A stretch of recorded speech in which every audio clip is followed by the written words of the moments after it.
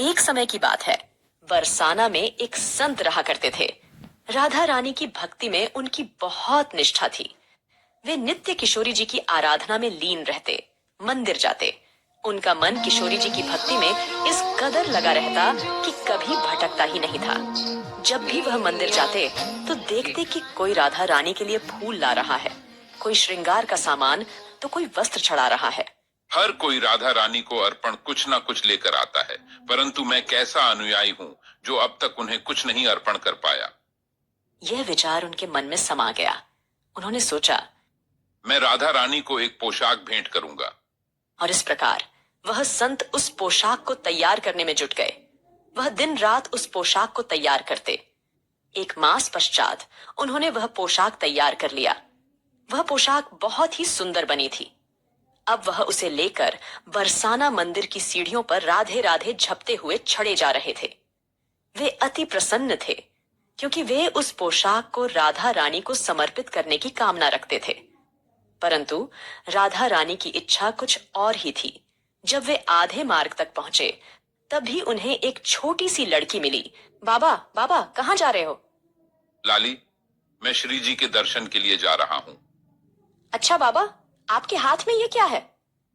बेटी, यह पोशाक मैं किशोरी जी के लिए लेकर जा रहा हूँ।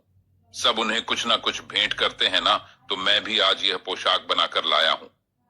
बाबा, राधा रानी को तो सभी कुछ ना कुछ देते हैं। यह पोशाक आप मुझे भेंट कर दो। उनके पास तो अनेक वस्त्र हैं, इसलिए बाबा, यह पोशाक मुझे दे दो।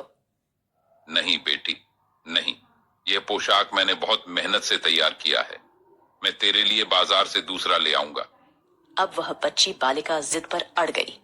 उसने संत का हाथ थाम लिया और कहा, नहीं बाबा, मुझे यही पोशाक चाहिए। इस पर संत ने भी अपनी दृढ़ता दिखाई। नहीं बेटी, मैं इसे तुम्हें नहीं दे सकता। इसी बीच वह बच्ची पोशाक छीनकर दौड़ पड़ी और संत उसके पीछे भागे। बेटी, यह पोशाक मुझे वापस कर दे। मैं इसे किशोरी जी को अर्पित करना चाहता हूँ। परंतु बच्ची उनकी पकड़ में नहीं आई। इस पर संत मंदिर की सीढ़ियों पर बैठकर रोने लगे।